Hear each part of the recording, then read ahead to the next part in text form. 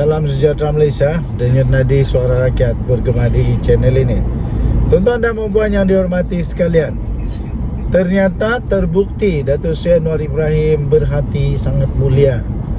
Datuk Seri Anwar Ibrahim memang mempunyai hati yang tidak pendendam. Datuk Seri Anwar Ibrahim bukanlah seorang pemimpin yang kejam lagi tak berhati perut. Datuk Seri Anwar Ibrahim terbukti seorang pemimpin yang cukup bertoleransi, seorang pemimpin yang dapat memberikan kerjasama pada bila-bila masa sekiranya perlu. Dan paling penting, beliau adalah seorang pemimpin yang mempunyai belas kasihan yang sangat-sangat bagus. Ini terbukti apabila walaupun Terengganu, Kelantan, Perak pula, Perlis dan Kedah bukanlah ditabir oleh kerajaan persekutuan yang sama, tetapi ditabir oleh pembangkang persekutuan. Tapi Datuk Seri Anwar Ibrahim tidak melihat itu sebagai satu penghalang untuk membantu negeri-negeri tersebut. Baru-baru ini Datuk Seri Anwar Ibrahim telah mengumumkan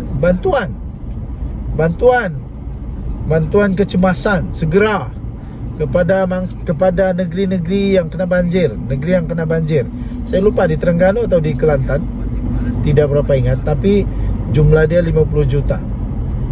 Bayangkan banyak atau tidak, cukup banyak. 50 juta cukup banyak. Apa yang saya ingin katakan ialah, inilah hati seorang pemimpin, tidak berdendam. Tapi masalah dia, walaupun sudah Anwar Ibrahim begitu, tetap juga banyak fitnah, tetap juga banyak kecaman, macam-macam lah. Tidak puas hati ini, tidak puas hati ini. Paling pelik, waktu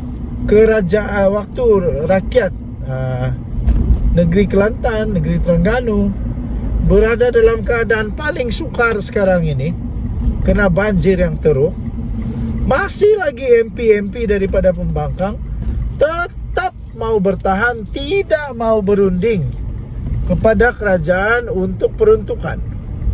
Bukan nak pindah hotel pula, bukan nak pindah parti pun, hanya beri sokongan saja. Bukan beri sokongan, hanya berbincang saja. Pergilah bincang dengan Perdana Menteri, bincang dengan Timbalan Perdana Menteri, bincang dengan kerajaan tentang peruntukan supaya dapat bantuan. Ini rakyat sudah susah nih. Rakyat sudah susah, takkan mau teruskan juga keegoan, kesombongan, keangkuhan. Janganlah macam ni. Anda diundi bukan untuk parti sentiasa cemerlang, tapi supaya dapat membantu rakyat. Tujuan rakyat undi Anda ialah supaya dapat membela nasib rakyat, bukan membela nasib parti. Ini balik-balik cakap tentang parti, balik-balik cakap tentang parti. Lepas itu tuduh pula MP yang telah berjaya mendapatkan peruntukan daripada kerajaan pula didakwa, dituduh telah khianat kepada rakyat. Pada saya, mereka tidak khianat rakyat, malah mereka ini berkorban diri sendiri, berkorban apa saja, maruah, semata-mata untuk apa? Untuk rakyat, untuk memastikan bahawa rakyat dapat apa yang sepatutnya, rakyat dapat peruntukan yang sepatutnya. Itulah yang terjadi. Jadi wakil-wakil rakyat yang lain, ini rakyat sudah susah, kena banjir. Selepas ini mau dapat duit dari mana untuk bantu diorang kalau tiada peruntukan? Kesian tau. Kecuali kamu memang kaya raya lah. Kecuali memang kamu kaya raya, memang kamu billionaire kah, jutawan kah, boleh bantu orang-orang rakyat di parlimen kamu. Kalau tidak, meranalah rakyat hanya kerana cuba untuk menyelamatkan buntut-buntut buntut-buntut bos-bos. Terpaksalah rakyat jadi mangsa. Jadi pada hemat saya, lebih baik pemimpin bertobatlah. Bertobat dan belalah nasib rakyat, bukan bela nasib bos, bukan bela nasib parti, tapi belalah nasib rakyat. Denyut nadi suara rakyat bergema di channel ini. Jangan lupa tekan butang subscribe, like dan share. Malaysia kita punya, cintai Malaysia aku, kita jaga kita. Bye-bye. Salam sejahtera Malaysia, selamat tahun baru. Denyut nadi suara rakyat bergema di channel ini. Okey. Yang paling trending sekarang di media sosial, di berita sekarang ini, terutamanya di negeri Sabah, negeri di bawah Bayu, Sabah tanah airku, Sabah sedang maju. Sabah Maju Jaya sedang maju.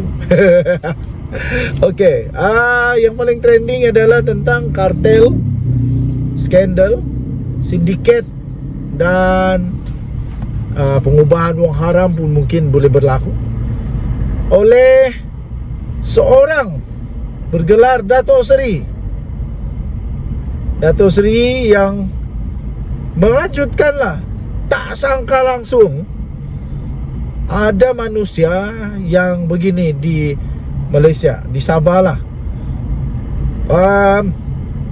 Yang paling mengejutkan ialah dia pula dikaitkan dengan satu parti, walaupun pemimpin parti tersebut sudah menafikan bahawa tidak pernah menerima wang daripada hasil daripada penjualan dadah, kartel dadah. Tapi sedikit sebanyak memanglah tidak dinafikan, sedikit sebanyak akan mengguris kecantikan gambar parti tersebut. Okey, jadi persoalannya ialah kenapa pula tiba-tiba parti itu pula kena sebut. Tapi saya percaya siasatan sudah dibuat, dan saya masih percaya bahawa saya percaya dan saya yakin bahawa parti itu bercakap benarlah. Pemimpin dari parti itu bercakap benar dan tidak ada kaitan dengan skandal ini. Okey. Hasil daripada apa yang berlaku sekarang itu ialah persoalan seterusnya muncul. Persoalan apa? Ialah persoalan tentang kerjasama Bung Mokhtar dengan parti tersebut. Bung Mokhtar dengan parti tersebut. Jadi setelah apa yang berlaku, persoalannya, adakah Bung Mokhtar masih lagi mau meneruskan, mau bekerjasama dengan parti tersebut pada PRN nanti di Sabah ni? Dah lama lagi, paling lama 2 tahun lah. Paling lama 2 tahun ada sudah pilihan raya negeri Sabah. Jadi masihkah lagi ada perasaan, masihkah ada nafsu daripada Bung Mokhtar untuk bersama-sama dengan parti itu? Masihkah dia yakin bahawa rakyat masih menerima parti tersebut? Ya, mungkin di beberapa buah tempat boleh, tapi untuk di seluruh Sabah mungkin agak sukarlah. Ditambah pula sekarang sentimen orang-orang Sabah yang saya lihat, saya tengok, dan penganalisis serta pemerhati politik pun membuat tanggapan yang sama, iaitu kami melihat sentimen, rasa mahu ada parti politik tempatan yang asal originally from Sabah semakin menebal di hati orang-orang Sabah. Jadi UMNO adakah masih boleh diterima dengan baik oleh orang-orang Sabah? Ditambah pula kejadian yang berlaku, yaitu cubaan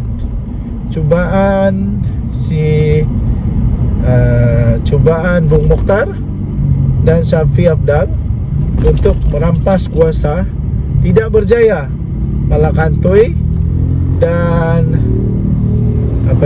bukan Jakantoi, memang gagal habis lah, sampai Bung Mokhtar terpaksa letak jawatan. Jadi sekarang sudah tidak ada jawatan dalam kerajaan.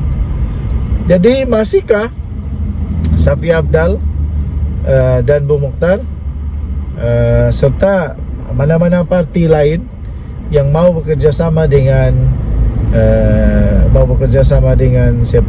dengan UMNO untuk meneruskan apa-apapun?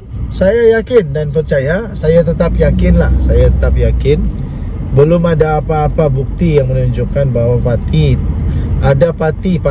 ataupun ada parti, mana-mana parti yang terlibat dengan penerimaan wang daripada penjualan dadah tidak. Okey, tidak. Jadi lebih baik berhentilah buat spekulasi dulu. Biar mahkamah buat keputusan, biar polis buat siasatan. Kecuali kamu ada memang mau jadi polis lah.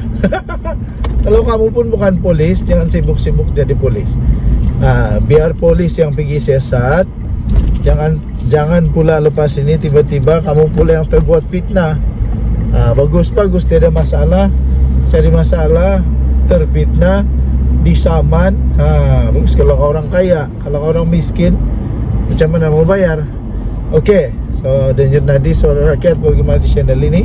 Jangan lupa tekan butang subscribe, like dan share. Malaysia kita punya, cinta Malaysia aku. Kita jaga kita jumpa lagi. Bye bye.